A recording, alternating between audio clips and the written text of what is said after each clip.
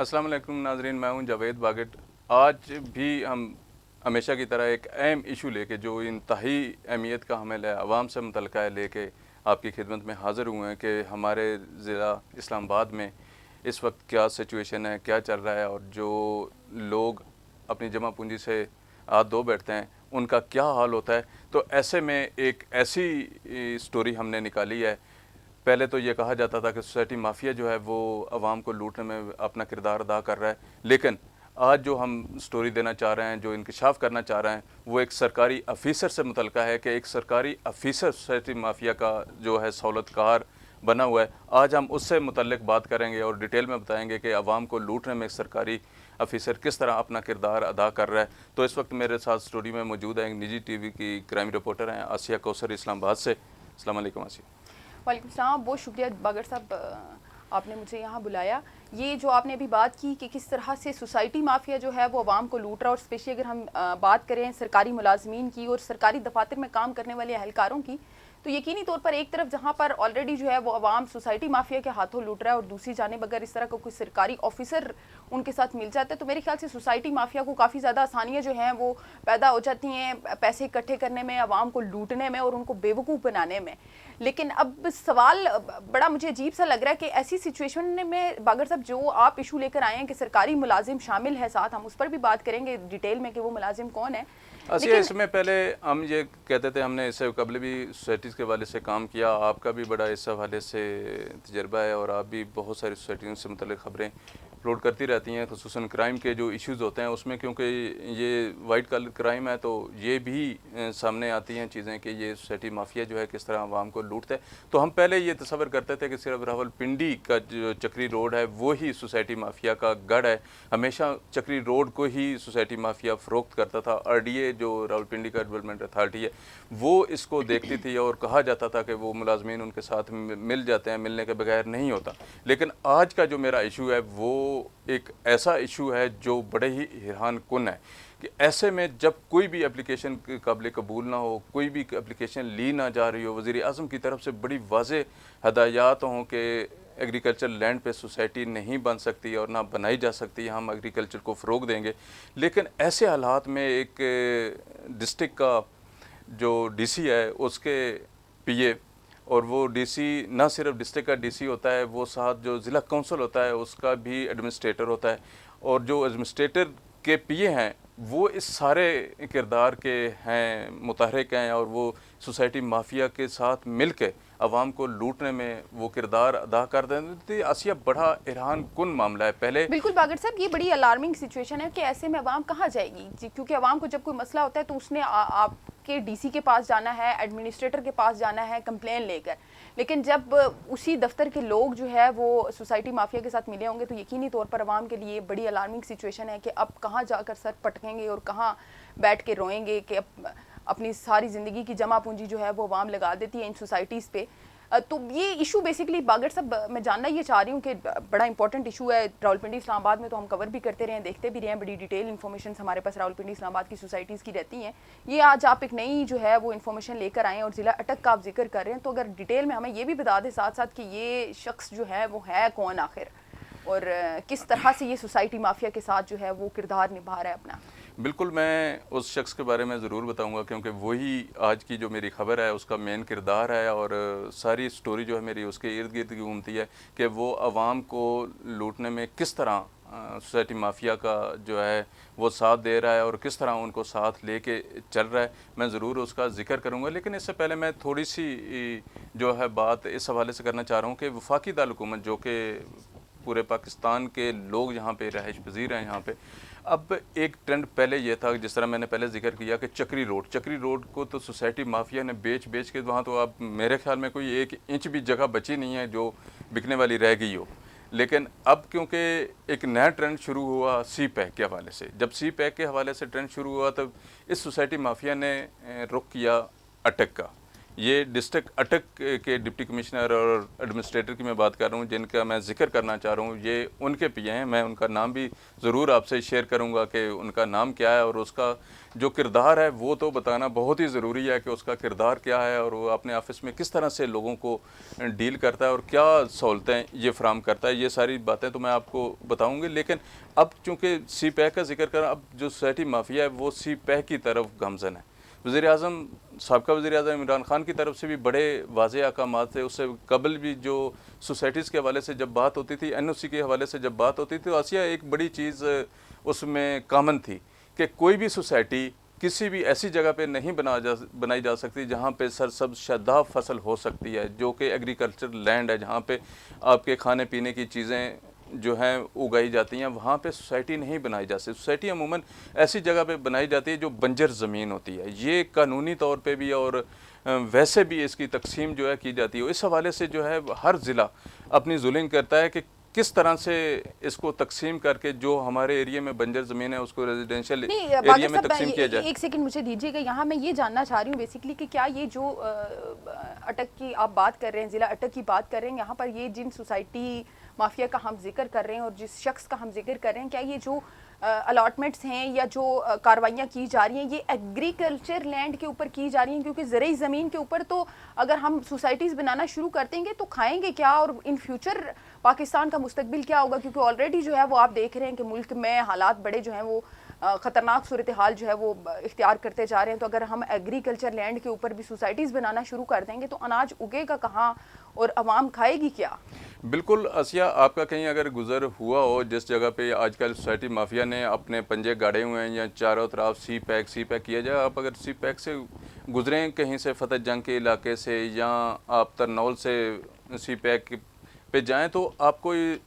चारों तरफ ऐसी सरसब्ज जो है शादाब फसलें उगती नज़र आएंगी कि यहाँ पे किस तरह की हरियाली है और किस तरह से फसलें उगाई जा रही हैं। वो सारा जो एरिया है सी पैक के आसपास ज़्यादातर जो एरिया है वो एग्रीकल्चर लैंड है। वहाँ पे गंदम, उसके अलावा दीगर जो है फसलें हैं वो काश्त होती हैं और बड़ी अच्छी होती हैं। अगर आजकल के आपका वहाँ पे कहीं चक्कर लगे यकीनी तो तौर पर आज ये एक बड़ी अलार्मिंग, ये एक और नया इंकशाफ बागर साहब आपने किया। इस पर तो मेरे ख्याल से एक अलग से आपको प्रोग्राम इस पर करना पड़ेगा कि किस तरह से जो है वो एग्रीकल्चर लैंड को जो है वो ज़रूरी ज़मीन को सोसाइटियों के लिए इस्तेमाल किया जा रहा है। लेकिन ये जो ज़िला अटक के जिस ऑफिसर का हम जिक्र कर रहे हैं इसकी डिटेल मेरे ख्याल से अवाम इस टाइम जानने के लिए बेचैन हो रही होगी कि ऐसा कौन सा ऑफिसर है, क्योंकि ये बड़ी इंपॉर्टेंट इन्फॉर्मेशन है और मे भी इस वीडियो के थ्रू जो है वो लोगों का अगर पता चलेगा तो बहुत सारे लोग इस जो है वो स्कैम से बच सकेंगे। तो ज़रा उस पर अगर आप डिटेल बता सकें कि किस तरह से और ये कौन शख्स है और किस तरह से सोसाइटी माफिया के साथ मिलकर आवाम को लूटने में किरदार अदा कर रहे हैं। आसिया, हमेशा पहले भी ऐसा होता है कि सोसाइटी माफिया कोशिश करती है कि वो सरकारी दफातर में अपने सोर्स बनाएं और खुफिया तरीके से वहाँ पे इंटर होके अपनी एप्लीकेशन दे दें और उसमें खुफिया तरीके से जो है वो कार्रवाई करवा लें। लेकिन ये पहली मरतबा ऐसा हुआ है कि एक जो ऑफिसर है जो ज़िला कौंसल अटक का है, मैं डिस्ट्रिक्ट आपको शेयर कर रहा हूँ कि ज़िला कौंसल अटक के जो डिप्टी कमिश्नर हैं वो साथ ही ज़िला कौंसल के एडमिनिस्ट्रेटर भी होते हैं। डिप्टी कमिश्नर अटक साथ ही जिस तरह मैंने जिक्र किया कि वो एडमिनिस्ट्रेटर भी होते हैं ज़िला काउंसिल के, क्योंकि चेयरमैन जब थे तो उस वक्त चेयरमैन उनको देखते थे ज़िला काउंसिल को, लेकिन चेयरमैनों के बाद अब ज़िला काउंसिल को एडमिनिस्ट्रेटर के तौर पर डिप्टी कमिश्नर जो है वो देखता है, तमाम तक जिम्मेदारियाँ उनकी होती हैं। जो ज़िला अटक के ज़िला काउंसिल के जो एडमिनिस्ट्रेटर हैं डिप्टी कमिश्नर अटक, उनके पीए हैं, उनका नाम है साजिद अली। साजिद अली ज़िला काउंसिल के मुलाज़म हैं। उनकी ज़िम्मेदारियाँ ज़िला काउंसिल से मुतल्लिक हैं कि वो ज़िला काउंसिल में जो कोई एप्लीकेशन आती है, एडमिनिस्ट्रेटर से मुतल्लिक कोई एप्लीकेशन जाती है तो उसको वो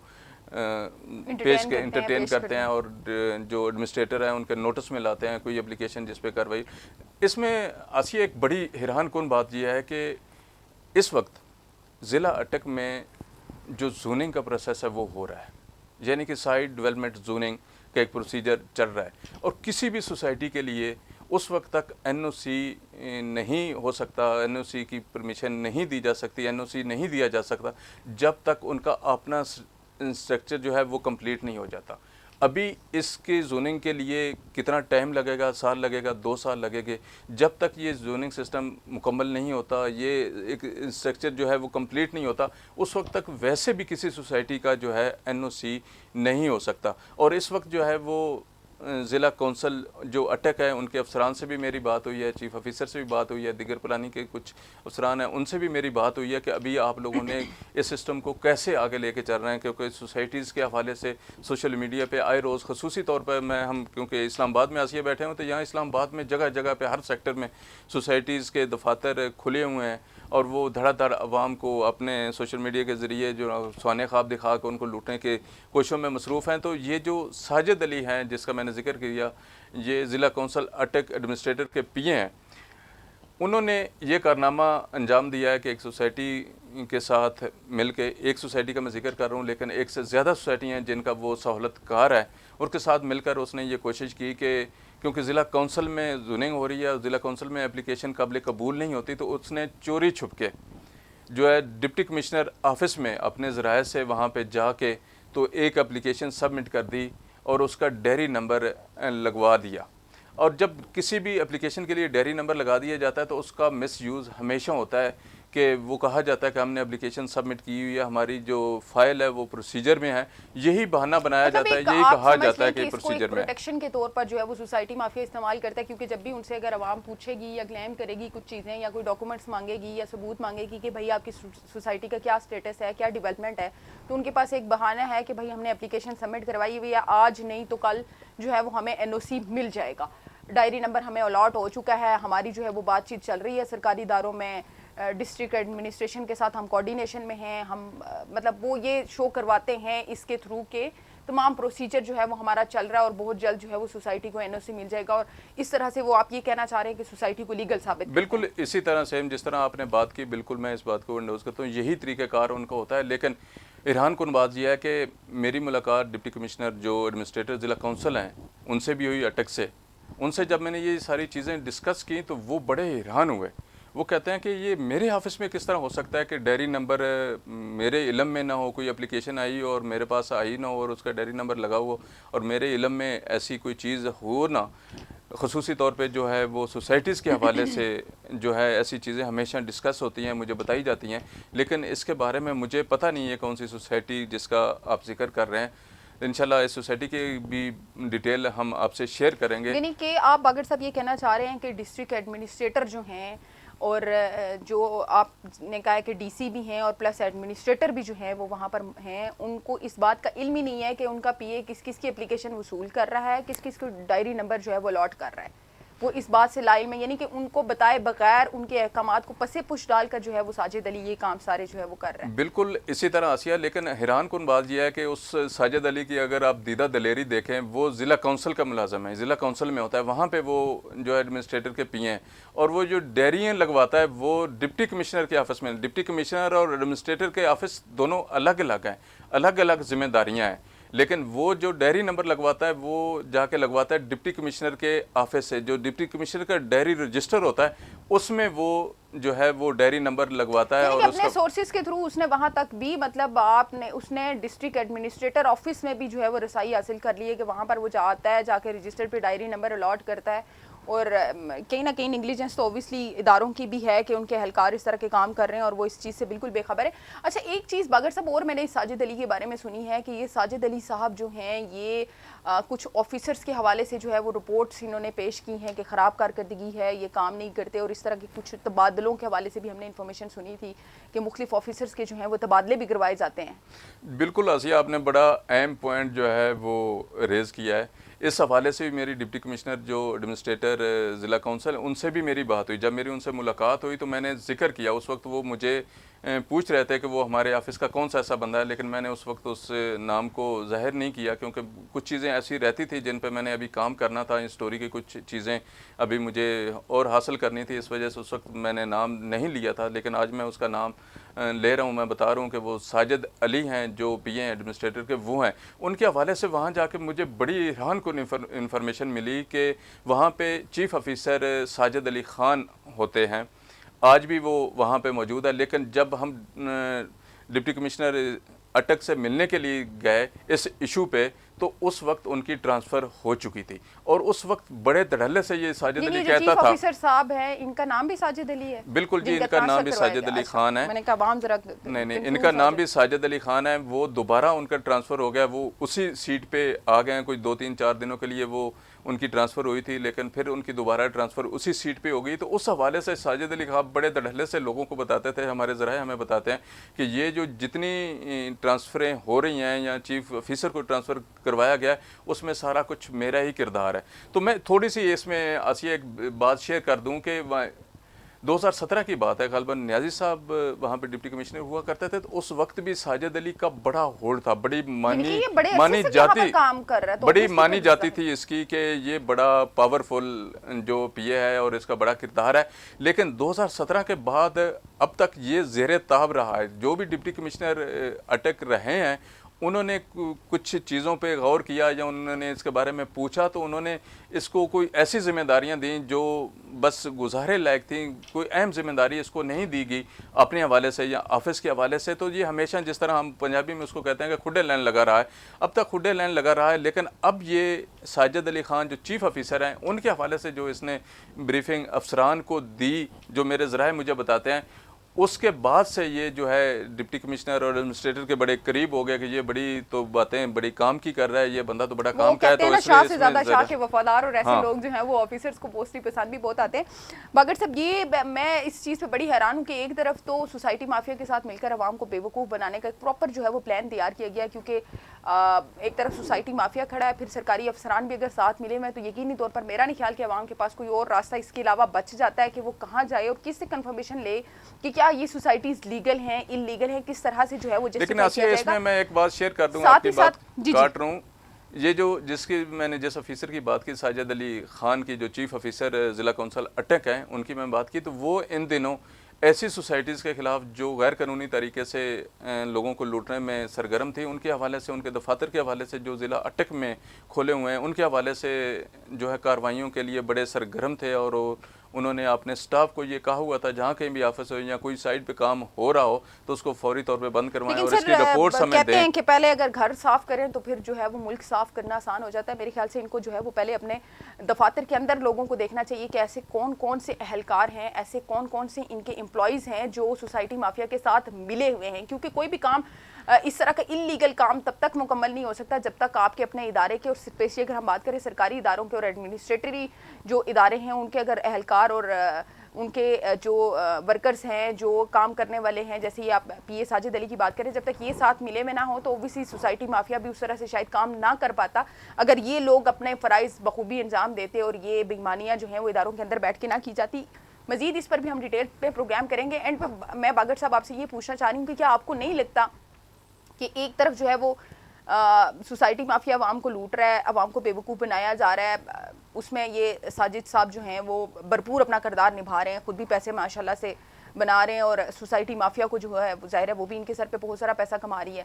दूसरी जानिब जिस तरह से ये ट्रांसफर्स करवाने पे तुले में, तो आपको नहीं लगता कि सिस्टम पूरा खोखला हो जाएगा और किस तरह से ये आगे सिस्टम चलेगा कि एक ऑलरेडी जो है वो ऑफिसर्स मिले हुए, जो बचे कुछ ऑफिसर्स हैं जो ईमानदारी से काम करना चाह रहे हैं, उनको भी अगर आप इस तरह से उनके ट्रांसफ़र करवाना शुरू कर देंगे तो सिस्टम का क्या बनेगा? बिल्कुल आसिया, आपने ठीक कहा। लेकिन कुछ ऑफिसर्स ऐसे हैं जो वक्ती तौर पे तो उनके जहन में ये चीज़ आती है कि शायद ऐसा पॉसिबल होता है, लेकिन जब उस पर काम किया जाता है तो वो यकीनन बदल जाती हैं चीज़ें। जिस तरह ये चीफ ऑफिसर जो हैं साजिद अली खान, वापस उनको ट्रांसफ़र उसी सीट पे किया गया और कोई इतना ज़्यादा टाइम भी नहीं गुजरा, कुछ दिनों की बात हुई और दिनों बाद ही वो वापस उसी सीट पे आ गए। तो आसिया, मैं एक बात बड़ी अहम आपसे शेयर कर दूँ। वहाँ पे जो डिप्टी कमिश्नर अटक हैं, उनके साथ additional deputy commissioner revenue doctor Waqar Ali Khan, वो इस्लामाबाद में भी रह के गए हैं, बड़े दबंग ऑफिसर हैं। उनका मैं थोड़ा सा अगर आपको से बैकग्राउंड शेयर कर दूं, तो उन्होंने जब CSS का पहली दफ़ा इम्तिहान दिया तो वो ASP बने। तो उनकी ये सोच थी कि उन्हें जो है ना